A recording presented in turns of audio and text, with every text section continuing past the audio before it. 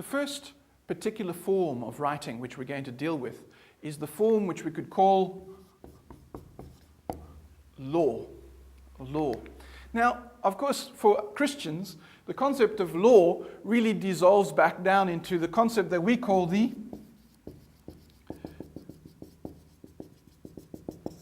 Ten Commandments. And of course, we make a big fuss about the Ten Commandments. We talk about it all the time. We sometimes even put it in the front of our churches. But for Jewish people, the concept of the Ten Commandments isn't as big a deal.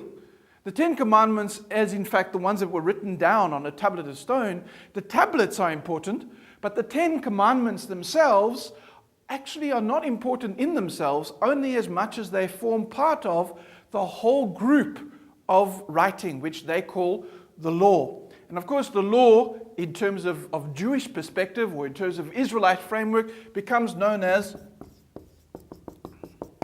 Torah. Torah. And again, we need to get in our heads what Torah is. Because for us, when we think about law, we think about rules. We think about rules, things that you're allowed to do and things that you are not allowed to do. It's one of the reasons why we put the Ten Commandments up in front of churches, so that our congregation members are constantly reminded by what they can or can't do. However, for the Israelite framework, it is a lot more complicated, because there aren't 10 commandments as far as the Jews are concerned. There are in fact 613. 613 mitzvot is the Hebrew word for laws. 613 laws, or mitzvot. And now, what you need to see then is that if there's 613, then the 10 are only a representation of the whole group. Now, the whole group can be found in Torah, and that's what they call the first 5 books of the Bible. So Genesis, Exodus, Leviticus, Numbers, and Deuteronomy are the first 5 books of the Bible, and they're called the books of the Torah. And so what the rabbis did was they went through those 5 books of the Torah and they pulled out each of the commandments. And when you pull out each of the commandments and you get rid of the duplicates, what you get rid of is, or what you get left with is 613 mitzvot. And so it's the 613 mitzvot that actually connect with law. However, even the things that are around the laws, so the stories that are around the laws, are still seen to be part of Torah. They're explanations of what it means to actually be law. Now, as I said, for the Christian church, we use these laws as rules. They were rules. And so what we did was we need to obey the rules. And what we did particularly was we then punished people who didn't obey the rules. But when Jesus comes along in terms of the New Testament, what we realize is that Jesus says that the laws were not meant to be rules. What the laws were meant to be was a way of determining and understanding and connecting with life. You see, the truth of it is that when we come to terms with the rules of the Old Testament, is that many of them don't seem to apply anymore. Now, in a later module, we're going to be spending a lot of time with Torah, and so I'm not going to explain that too much, other than to say at this particular point that the Torah was not rules, but rather instructions. Instructions. In a sense, what the Torah wanted to show us was that when we are living within the Torah, when we are living within the law, then we're living in a space of blessing.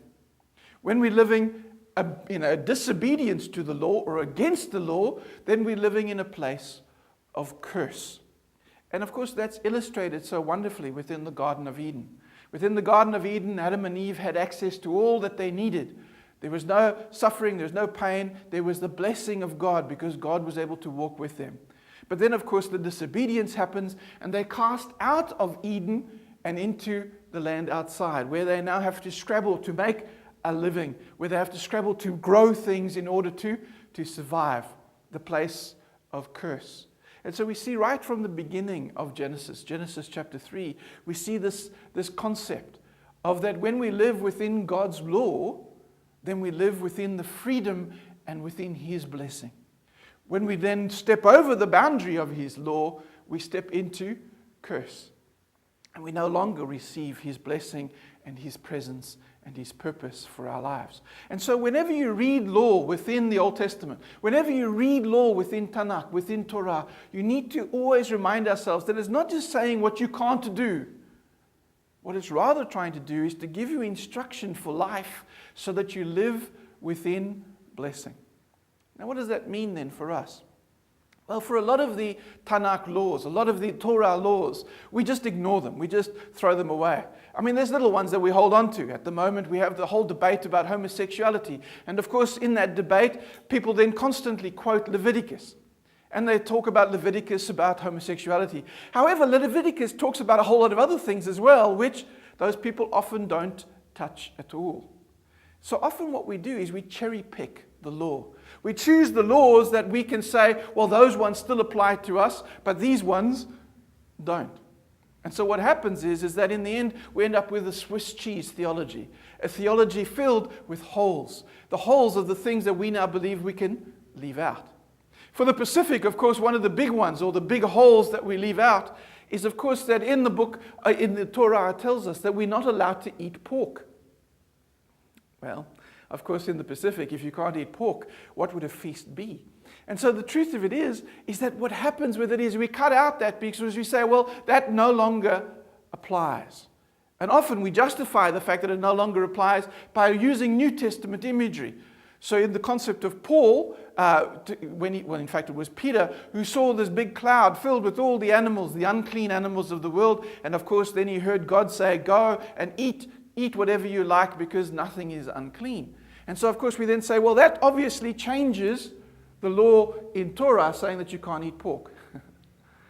I'm not sure that that was true because, of course, that sheet filled with animals was really more referring to Gentiles than telling Peter what he could or couldn't eat. And so when we really come down to it, what we need to come to understand is this, that the law, the Torah, was there in order to give us freedom, and within that freedom to give us blessing. Now, if that's the case, then the Torah continues to be valid, even though it obviously seems as if it's not. So when you look at the Torah concepts about what a high priest should wear, or about whether men should wear beards, or in how we should wear our jewelry, and so on, all those kinds of laws, we often then say, well, that doesn't apply anymore because we are not Israelites in the desert. Or because we're not Jews, we're now Christians and Jesus has changed things. But I want to say that what we need to do is to go under the law. What we need to say is, what made that law be there in the first place? What made this into Torah? What is it that it's helping us to understand about our relationship with God so that we have freedom within the boundaries of His blessing? If we look at the story about the pork, we could say, well, God says don't eat pork. But the question we've got to ask ourselves is, well, why is that command there? Why is it there? Well, of course, now we know by virtue of medicine how much pork is actually a problem for human beings. And the reason for that is, of course, pork meat is very similar to human meat. And so what that means is that when a pig gets a disease, by eating the meat, we actually can have that disease transferred. Some of you may have heard about this thing that's the swine flu, or the flu that has been incubated within pigs. And so what we realize is that there's a crossover of disease. Now, when you look at it that way, you realize, hang on a second, maybe God was saying something very particular here. That when He was saying don't eat pigs, He wasn't just saying don't eat pigs, but He was actually saying that pigs have diseases which we can get. And then when we get it, it stops us from being able to live out our role in community and in family. So therefore, don't eat pigs because of the outcome of that process. Now all of a sudden we can say, but then that still applies. Maybe now we can replace pigs with having fast food. Maybe, in fact, eating too much fast food has the same effect, that we then get fat, they get heart attacks, we get strokes, and we die. And so again, we can't look after our families and our communities. If that's the case, then the command really could be, don't eat fast food excessively. Because the outcome is that we then move outside of the realm of God's blessing. Yes, we have freedom. We have so much freedom of choice, but that freedom comes with a boundary. And when we step over the boundary, we step outside of God's blessing. So when you read those 613 mitzvot, and particularly when you read the stories around those, the stories of Abraham and Jacob and Joseph, the stories of Adam and Eve, the stories of a snake, and the stories of later on in places like Moses, and the story of how Moses leads the people into the promised land, or at least into the desert. What we need to realize is that all those stories are trying to illustrate these 613 mitzvot. What they're trying to do is to illustrate how when we live within God's law, when we live within His instruction, within His Torah, then we live within a time and a place of blessing.